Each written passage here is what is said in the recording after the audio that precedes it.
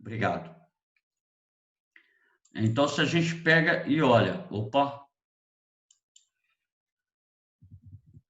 a gente pega e olha, esse primeiro gráfico tá apresentado até 2012, as condições da pobreza no Brasil eram extremas. A partir de 2012, 2013, nós temos uma mudança nesse cenário, tá? Então, o índice de Gini para o Brasil começa a dar uma pequena, tá? Uma pequena melhorada em relação à extrema pobreza no Brasil. Por quê? A partir de 2013, nós temos assim uma maior ação do governo federal em relação aos programas de transferência de renda no Brasil. Tá? Além do. Aí entra também o chamado ProUni, aí entra também Bolsa Escola, aí entra diversos outros programas de caráter regional, caráter municipal, caráter regional e caráter federal. Ou seja, dentro da ótica da postura do governo, uma tentativa de diminuir, não vai acabar. Tá? E isso o governo federal já tem consciência de que não vai acabar com a extrema pobreza, mas pode diminuir. Diminuindo a extrema pobreza, dentro dos números, tá? Vamos falar em números, dentro dos números, o dado da desigualdade diminui. Então, vejamos a ideia, tá? Então, olha aqui, extrema pobreza no Brasil. Deixa eu pegar aqui, tem uma perguntinha, deixa eu ver. Liara, o coeficiente de Gini funciona como, por exemplo, o quadro do IDH. Tá? O coeficiente de Gini, ele leva em condição, tá? Leva em consideração as condições da economia, as questões do desenvolvimento, as questões do acesso à saúde e à educação da população. Tá? Então, quanto mais baixo, quanto mais distante de um, tá? Quanto mais distante de um, mais precário é, como se fosse um IDH mais específico para as regiões. Deixa eu ver, certo? Então, pega aí, o coeficiente de Gini, quanto mais próximo de 1, seria o ideal, tá? Nós estamos bem distantes do ideal. Não tão distante, mas estamos bem distantes do ideal. Então, surgem essas classificações. Vocês devem ter visto o coeficiente de Gini, o IDH, renda per capita, tudo em geografia. Então, estou falando acreditando que você já tem o conceito dele, tá? Me desculpe, tá? Fui falando achando que você já tinha o conceito do que era o coeficiente, do que eram os dados, tá? Então, é o seguinte, aí você pode, nessa tabela, você pode observar mais claramente, tá? O que era a extrema pobreza no Brasil. Então, vinha assim, a extrema pobreza no Brasil, vinha o dado de que a população passa de 2003 a 2018, a Fundação Getúlio Vargas, tá? Começa a diminuir o coeficiente de Gini. E a partir de 2014, 2013, 2014, começa um pressuposto de aumento, uma melhoria, porque o governo federal, tá? O governo federal passou a investir mais profundamente nos programas de transferência de renda. Tá?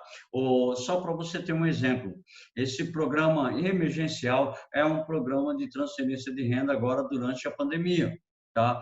É um programa utilizado pelo governo federal para tentar amenizar a situação no período da pandemia, para evitar um colapso dentro da nossa economia. Então, assim, a respeito do IDH, tá? No Índice de Desenvolvimento Humano, o Brasil ficou em 75º lugar no ranking do IDH, mesma colocação anterior, que médio desenvolvimento de 182 países, tá? O IDH varia de 0 a 1, um valor acima de 0,800 é considerado um nível alto de desenvolvimento comparado às três dimensões: saúde, educação e o PIB per capita, o PIB pela divisão em relação à população. Então, educação e saúde, gasto público em educação e saúde, em questão de porcentagem do orçamento. O Brasil tem 22% de gasto do orçamento, tá, na saúde e em educação. E isso promoveu também melhorias na qualidade de vida da população. O brasileiro tem vivido cada vez mais. Tá? Auxílio dos programas de transferência de renda tem facilitado a vida do brasileiro, embora, por favor, embora o quadro ainda não seja muito ideal, embora o quadro esteja voltado diretamente para essas ideias, como, por exemplo, pessoas de 15 anos ou mais de identidade na economia ativa do Brasil. Tá? Em 2012, tá?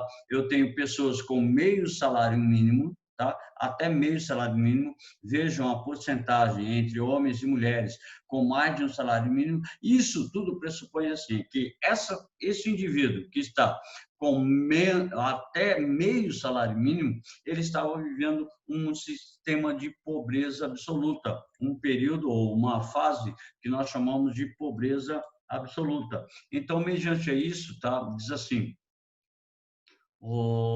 visualizando essa ideia, tá? Bolsa Família é barato, eficiente para reduzir a desigualdade e a pobreza, diz o Instituto de Pesquisas Econômicas, tá? E diz assim, cadê?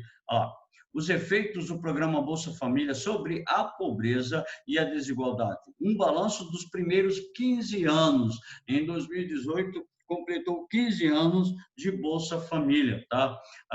Diz assim, aponta o Bolsa Família como o mais importante instrumento de transferência de renda, combate à pobreza e redução da desigualdade do país. Destaca a eficiência do programa, que impacta diretamente na parcela mais vulnerável da população.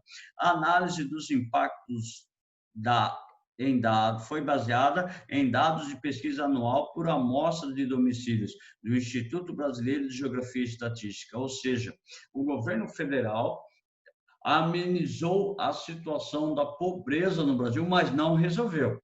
Tá, ok? Então, assim, os jornais, a mídia, as instituições internacionais, a própria OMC, tá? A própria Organização Mundial do Comércio vê a União, a OMC, a OMS e a própria ONU vê, tá, os programas sociais de transferência de renda do Brasil como um programa capaz de reduzir a miséria e a pobreza. Então, olha aqui, nesse sentido, esses programas foram formados com o intuito de beneficiário tem a liberdade para escolher como melhor utilizar o benefício, tá?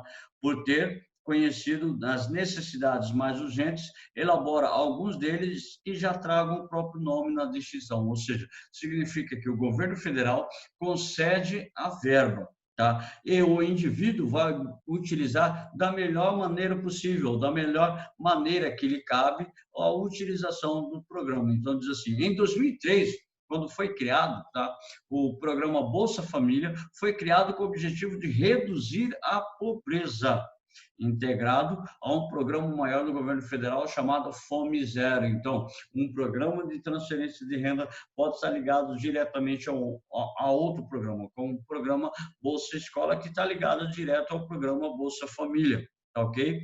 Os programas de transferência de renda no Brasil apresentam a possibilidade de soluções para o enfrentamento da fome e da miséria. Solução, mas não vai acabar com todo o problema do Brasil, a não ser que ele seja estendido. Só que o atual presidente do Brasil já declarou abertamente, já pronunciou abertamente que em 2020 não haverá ampliação dos programas de transferência de renda do Brasil, tá? Ou seja, de um lado, nós temos governos que se apoiam no programa do transferência de renda. Desculpem, mas eu preciso falar abertamente, tá? A respeito de partidos, a respeito de indivíduos que passaram dentro da história política do Brasil. Não é nenhuma crítica, não é nenhuma defesa, não é nenhuma apologia, nem crítica, nem apologia. Eu devo falar, fulano de tal instituiu isso, ok? Como, por exemplo, o governo Lula, ele se apoiou dentro dos programas sociais de transferência de renda para estabelecer praticamente uma instabilidade econômica, uma instabilidade social dentro do Brasil. E, com isso, ele manteve-se no poder, ou seja, ele conseguiu a sua reeleição, apoiando-se dentro dos programas de renda ou de transferência de renda, porque a partir daí nós temos assim a hipótese do governo federal que auxiliou no desenvolvimento e na melhoria. E não é nenhuma apologia. Durante o período que ele estava no poder, sim, muitas pessoas recorriam aos programas de transferência de renda do governo federal e muitas pessoas estavam satisfeitas com o governo. Tá? Na atualidade, na atual estrutura do governo, quando ele declarou, o atual presidente declarou que não iria ampliar os programas, tá, de transferência de renda, ele foi pego assim de surpresa com a pandemia. Porque com a pandemia ele teve que criar um programa de transferência de renda para não prejudicar a economia do Brasil. Tá? Então, querendo ou não, ele acabou dando um tiro no próprio pé. Falou que não iria ampliar os programas de transferência de renda, mas criou um novo programa de transferência de renda chamado auxílio emergencial. Tá ok? Então, assim, a possibilidade de soluções de enfrentamento são articulados hoje com políticas dessa natureza nos estados. Conservam uma relação de ações unificadas entre si e outros membros da federação, que são orientados pelo governo federal. Ou seja, esses programas de transferência de renda, tá, acabam entrando num campo estritamente de caráter político, federal, regional, estadual, municipal e tudo mais. Só para a gente ter uma visão geral do que seria o Brasil. Então, o Brasil é pobre, a renda mensal das famílias é em porcentagem. Para você perceber a questão, a base, tá? A base da pirâmide. Quando fala que 46% das famílias têm renda familiar até 1.356, significa que daqui para baixo existe um grande número crescente de pessoas que estão na pobreza ou na extrema pobreza. Ou seja, aqui para baixo, tá? Aqui nós temos, tá? 46%. Só que ainda nós temos abaixo vários indivíduos que estão dentro desses 46%, mas não recebem R$ 1.356, ou seja, recebem cerca de 200, 300, 400 reais ao mês e possuem uma família de pelo menos 2 ou 3 filhos. E isso é muito comum, por exemplo, em regiões onde a deficiência econômica é maior, como, por exemplo, a região Nordeste. Então, o maior índice de saques dentro desses programas sociais são situados na região Nordeste e na região Norte. Ou seja, as maiores dificuldades, né, dentro dessa região é gerar renda. Então, dentro dessa lógica, nós podemos colocar que uma renda familiar de até R$ 1.356 para uma pessoa que tem 6 pessoas na família para cuidar seria insuficiente. Então, e ainda nós temos indivíduos com 4, 5, 6 membros na família com renda inferior a R$ 400 mensais, tá ok? Então, brasileiros vivendo com menos de US$ 1,90 por dia. Se você for colocar US$ 1,90 por dia, hoje vai dar em torno de R$ 10 por dia, tá ok? Isso sempre, a fonte é do Banco Mundial. Quando a gente fala de fontes, de dados, de fundamentais, sempre vai considerar uma família com 4 indivíduos, tá? A maioria das pesquisas sempre vão relacionar a renda e a relação com a família entre 4 indivíduos, tá ok? Ou seja, a respeito disso, nós temos pobres com renda de US$ 1,90 por dia, ou seja, R$ 10 por dia. 4 pessoas, a partir de 4 pessoas, com R$ 10 por dia. Então, nós temos diferenças que vêm da década de 90 até o ano de 2017, dentro dos dados que são considerados assim, população em pobreza absoluta ou população em extrema pobreza. É aí que entram os programas sociais. Esses programas sociais auxiliam, tá, os indivíduos a deixarem pelo menos a extrema pobreza. Tá, professor? Mas quanto vale um programa social? O programa social ele é de auxílio, ele não é de estrutura de manutenção geral do indivíduo, ou seja, ele não vai ter um custo elevado. Então, ele vai, hoje, se eu não me engano, está em torno de 320, varia de região em região, ok? Acho que está em torno de R$ 346 por mês, dependendo da região, dependendo do cadastro da família também. Então, dentro disso tudo, ó, implementação dos programas de transferência de renda. Nós temos Programa Nacional de Garantia de Renda Mínima e o benefício de prestação continuada, tá? Os principais programas de transferência de renda eram o Bolsa Alimentação, ou chamado Fome Zero, programa Fome Zero, e dentro dela está o chamado Bolsa Escola. E nós temos um outro programa dentro desse programa de transferência de renda que foi intitulado como Programa de Erradicação do Trabalho Infantil. Aí, a grande questão criada é isso, tá? Eu crio, tá? Uma grande questão debatida, uma grande questão. Até hoje, nós temos assim, grandes indivíduos que defendem, tá, o programa social, indivíduos que são contra o programa social. O indivíduo que defende fala que vai ajudar os indivíduos a sair de casos de extrema pobreza ou de pobreza absoluta. Os indivíduos que são contra os programas sociais de transferência de renda vão falar que deve-se gerar empregos e não indivíduos dependentes dos programas sociais. Se você pegar, nós temos indivíduos que dependem de programas sociais e indivíduos que dependem de empregos, só que aqueles que vão procurar empregos são menos do que aqueles que dependem dos programas sociais. E surge uma pergunta: você acredita que esses indivíduos que dependem de um programa social vai querer deixar os programas sociais para procurar emprego? Sim ou não? Foi uma questão de debates profundos da 2014, 2015, 2016, onde quando você cede a renda, o indivíduo ele vai ficar acomodado, o indivíduo ele parte para a sua mudança social. Tá? A questão é o seguinte: se você é contra os programas de transferência de renda, por que você é contra? As pessoas falavam que é contra porque geravam indivíduos acomodados, indivíduos dependentes do Estado, dependentes da economia do Estado.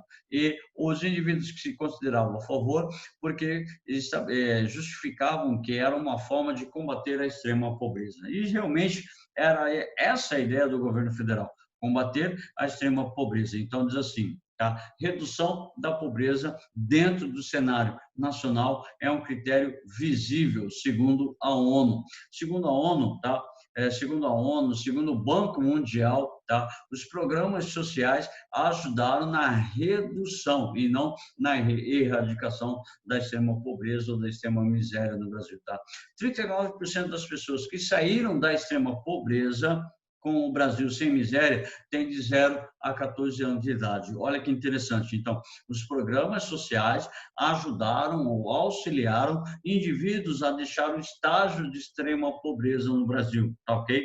Então, o programa Brasil Sem Miséria faz parte o Bolsa Escola, faz parte o Bolsa Família, faz parte o Bolsa Alimentação, faz parte os diversos programas de transferência de renda no Brasil. Ok?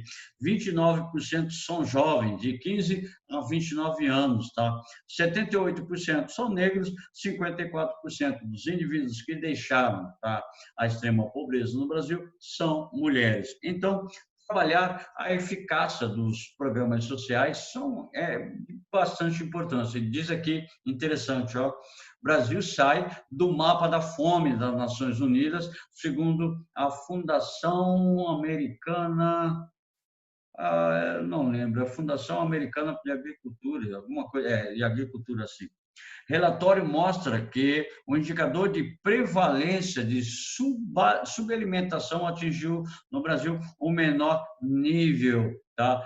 O nível menor que 5%. Então, a organização considerou 2 períodos distintos para analisar. Rapidinho, o Brasil saiu do mapa mundial da fome em 2014, segundo o relatório global da Organização das Nações Unidas para a Alimentação e Agricultura, FAO. divulgado hoje em Roma. A FAO considerou 2 períodos distintos para analisar a subalimentação no mundo, de 2002 a 2012 e de 1990 a 2014. Segundo os dados analisados, de 2012 a 2013, caiu 82% da população brasileira em situação de subalimentação. Isso quer dizer que os prós dos programas de transferência de renda. Então, a ideia fundamental é o seguinte, tá? Opa, deixa eu passar esse aqui, tá?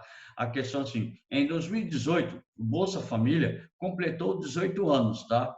Olha lá, 178 é quanto cada família recebe em média. Isso, é claro, é a média por família, tá? 14 milhões de famílias são beneficiadas. O custo total é apenas 35% do que o governo gasta com subsídios na economia. O modelo foi dado como modelo para o resto do mundo, tá? E o ex-presidente do Brasil, o ex-presidente Lula, ele foi premiado pelo mundo afora como um político, tá? Como um estadista, tá? Que mais lutou para o combate à fome e à miséria. Então, recebeu em 2013 o Prêmio Nobel da Seguridade Social. E aí vem a questão: faz diferença, tá? Discussões sobre o processo de desigualdade. Auxilia na redução, cria indivíduos dependentes do Estado ou não. Então, na sua redação, você pode citar que os programas de transferência de renda, tá, melhoraram a possibilidade da renda do brasileiro, retirou alguns brasileiros do mecanismo de miséria absoluta, pode colocar que a redução na subalimentação conduziu indivíduos ao desenvolvimento básico da sua economia, da sua política. Deixa eu ver quem está falando aqui. As famílias que contabilizam as que saíram da pobreza, deixaram de receber apoio financeiro. Ótimo. Obrigado, Sofia. Tá ótimo, tá? As famílias que deixaram o programa de extrema pobreza ainda continuam recebendo. Eles deixaram a extrema pobreza, mas eles precisam ainda do auxílio, tá ok? Para manter fora, para se manter fora dos dados, dos números da extrema pobreza, eles precisam com a manutenção dos programas sociais. Se cortar os programas sociais dessas famílias, eles retornam, tá, ao dado de extrema pobreza. É isso que eu ia tocar agora, para falar que, até que ponto é importante eu vou ensinar ou vou conduzir um indivíduo a melhorar a sua condição de vida, ou eu, enquanto Estado, vou criar um Estado paternalista, um Estado capaz de querer abraçar as causas sociais e mantê-los sob a minha tutela. É essa a ideia fundamental, tá? Então, assim, os indivíduos, eles não deixam o programa, eles passam por um processo de recadastramento, reavaliação e continuam dentro desse programa, a não ser que eles estabeleçam, por exemplo, a família está trabalhando, tem um ganho já agora considerável, aí ele deixa de receber o programa social no novo cadastramento. Mas se no novo cadastramento ele se ele estiver se mantendo dentro da mesma situação econômica, dentro dos mesmos riscos anteriores, ele permanece dentro do programa, tá ok? E ele não recebe todos os programas acumulados, ele não acumula todos os programas.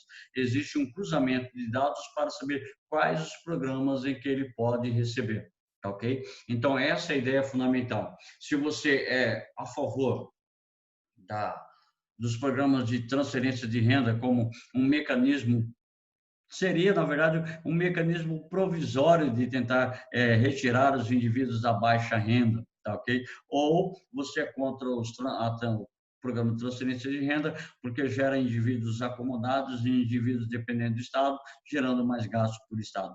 É essa a ideia, é essa a nossa discussão. Os programas de transferência de renda no Brasil são a realidade. Auxiliou na retirada, como nós mostramos aqui, auxiliou na retirada dos indivíduos da extrema pobreza. Tá, ele saiu da extrema pobreza, mas continua dependente do Estado. Até que ponto isso é vantagem para o Estado? Até que ponto isso é uma desvantagem? tá ok? Então, é isso que você deve discutir na sua redação. É vantagem ou é uma desvantagem? Se é vantagem, onde estão as vantagens? Se é desvantagem, onde está a desvantagem? E quais são os riscos para a economia do Estado, certo?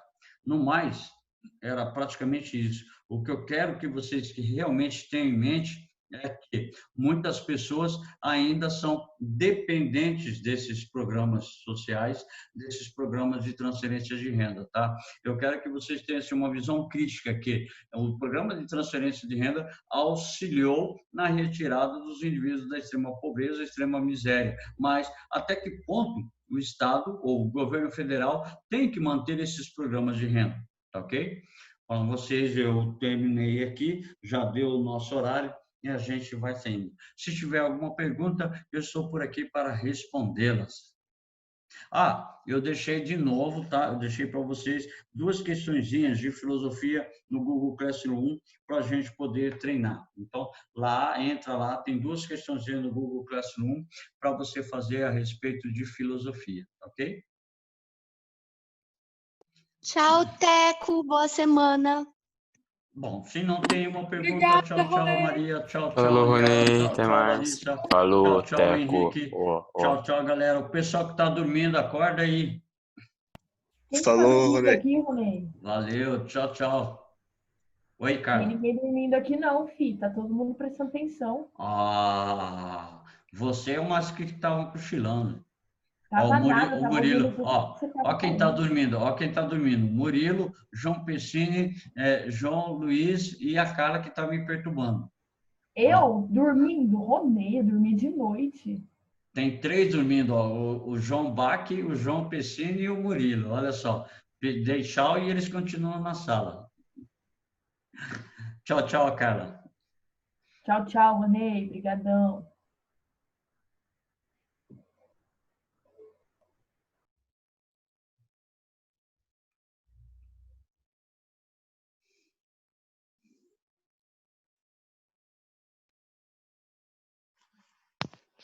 Oi, oi, oi, oi. Tá dormindo aí, né, Murilo? Eu fui falar com a minha mãe, ela acabou de acordar. Dá um abração nela. Foi falar com Não, a eu minha te juro, mãe. eu te juro, é de verdade mesmo, de verdade. De verdade, de verdade. Acessa o Google Classroom, tem duas atividades lá para vocês fazerem, tá bom? Tá bom. Valeu, um Obrigado. abraço.